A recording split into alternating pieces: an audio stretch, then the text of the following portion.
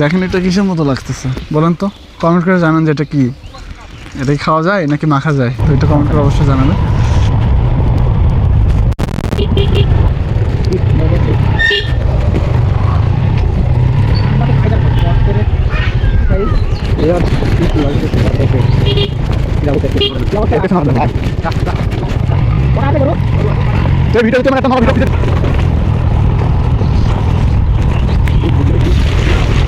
যাক বাবা, অবশেষে সেই টেকনাফ থেকে তেঁতুলিয়ায় চলে আসছে। তো আজকে আমরা চলে যাব পাথর জমিতে সার প্রয়োগ করতে। তো চলুন আমাদের সার প্রয়োগ করার টেকনিকটা দেখাই এবং কী কী প্রয়োগ করি সেটা সম্পূর্ণ দেখাবো আজকের ভিডিওতে।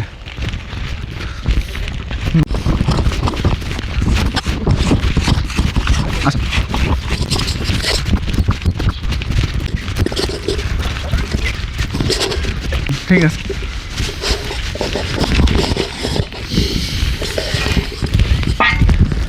আসসালামু আলাইকুম। সেই টেকনাফ থেকে তেঁতুলিয়া আসার মতন আজকে আমাদের আসতে হয়েছে। তো আমাদের যে ধানের নতুন একটা প্রজেক্ট ওপেন করছি, তো এটা মোটামুটি সবাই অনেকেই জানেন, কারণ এর আগে একটা ভিডিও আপলোড করেছি। তো আসলে আজকে আমরা যে পথ পাড়ি দিয়ে এসেছি এটা আপনার ভিডিও শুরুতে দেখতে পাবেন ইনশাল্লাহ। তো হয়তো দেখেছেন যে আমরা এত দূর থেকে এসেছি, মানে টেকনাফ থেকে তেঁতুলিয়া আসার মতন আমাদের আজকে ঘটনাটা ঘটেই গেল।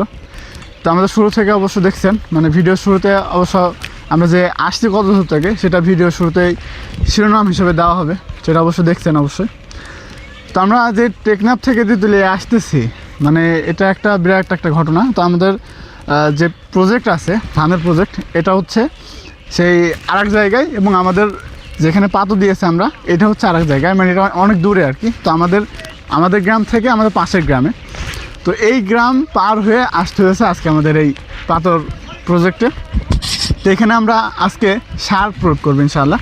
তো আসলে কী কী সার এখানে প্রয়োগ করব, তো সেটাই আজকে দেখানোর বিষয়।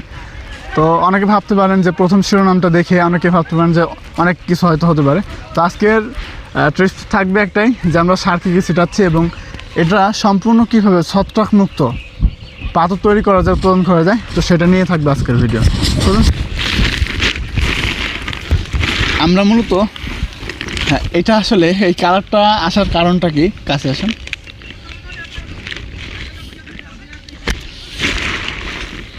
দুঃখের বিষয় হচ্ছে আমরা আপনাদের সারের ভিডিওটা করছিলাম, বাট আমরা দেখাইতে পারিনি কী কী সার এখানে দিয়েছি। তো আমরা এখানে ক্যাশটা ইউজ করেছি, যেটা ছত্রাকের সাথে যুদ্ধ করবে, এক কথায় ছত্রাকের সাথে যুদ্ধ করবে ইনশাআল্লাহ, ক্যাশ। এবং এখানে আমরা দুইটা সার ইউজ করেছি, একটা হচ্ছে ইউরিয়া এবং ডিএপি। আমাদের এখানে জমির পরিমাণ যেহেতু কম, মানে আমরা যে জমিতে পাথর দিয়েছি এই জমির পরিমাণ একটু কম, 2 কাঠা মতন হবে। তো যেহেতু আমরা 1 চালান সার দিয়েছি, তো দ্বিতীয় চালানে আমাদের ছত্রাকনাশকটা দেওয়াটা জরুরি ছিল, যার ফলে আমরা আজকে ছত্রাক এবং ডিএপি তার সাথে একটু ইউরিয়া দিয়ে দিচ্ছি, যেন আমাদের, হ্যাঁ এই যে আমাদের ইউরিয়াটা, এটা আমরা হচ্ছে মিক্স করছি। তো এই কালারটা, এটা যেহেতু ব্লু ম্যানগ্রোভ, যার ফলে এই কালারটা চলে আসছে আর কি। আর ডিএপি আপনারা ক্যামেরা একটু ক্লোজে নিয়ে আসেন, বিষয়টা ভালোভাবে দেখতে পারবেন। এই যে এখানে হলুদ বর্ণের যেটা, এটা হচ্ছে ডিএপি, হ্যাঁ এটা আমরা চায়না ট্যাব ব্যবহার করছি, আপনারা বাংলা অথবা অন্য কোনো ট্যাব ব্যবহার করতে পারেন। আর এইটা হচ্ছে ক্যাশ, মানে উপরে যে কালারটা দেখছেন আমার হাতে অবশ্য লেগে আছে, তো এটা হচ্ছে ক্যাশ।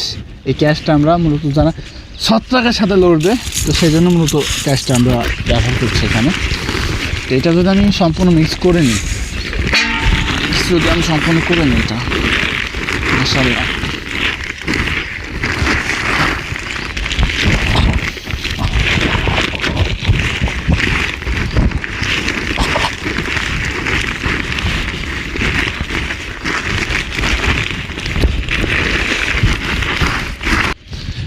মিক্স করা শেষ, এবার আমাদের ছিটানোর পালা।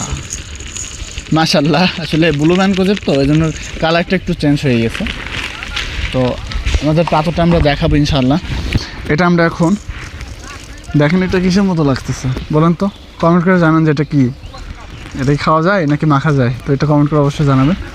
তো আমরা সরাসরি ফাইনালি আমাদের যে কাজটা সেটা শুরু করে দেবো ইনশাআল্লাহ।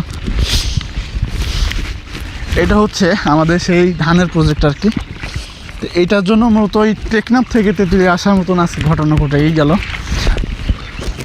এইটা যেহেতু এই 2 খাটাল আমাদের, হ্যাঁ, এটা হচ্ছে আমরা সম্পূর্ণ ছিটাই দেবো ইনশাআল্লাহ।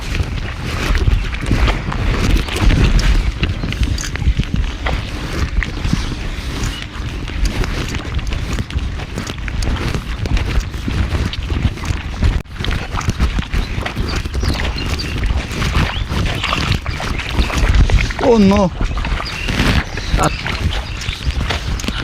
নিজেদের কাজ নিজেরা করি তো আলহামদুলিল্লাহ ভালোই লাগে। তো এই ফিলটা আপনারা কেমন পান? মাঠে পরিশ্রম করা কিন্তু ফিলটা আমরা মাশাআল্লাহ সেই পাই। তো আপনারা এই ফিলটা কেমন পান অবশ্যই কমেন্ট করে জানাবেন। যে আসলে মাঠে এই যে প্রাকৃতিক সৌন্দর্যতা, এটা উপলব্ধি করতে না পারলে আসলে আমার ভালো লাগে না। প্রত্যেক দিনই আমাদের এটা চলে আর কি, প্রত্যেক দিন আমরা উপলব্ধি করি ইনশাআল্লাহ। কারণ এটা কেন জানি আমার মনে হয় যে এটা করলে আমার মানে শান্তি লাগে এক কথাই। কারণ কৃষির সাথে থাকতে আমি অনেক পছন্দ করি ছোটো থেকেই। তো যার কারণে কৃষিতেই আমি কৃষির সাথে জড়িত।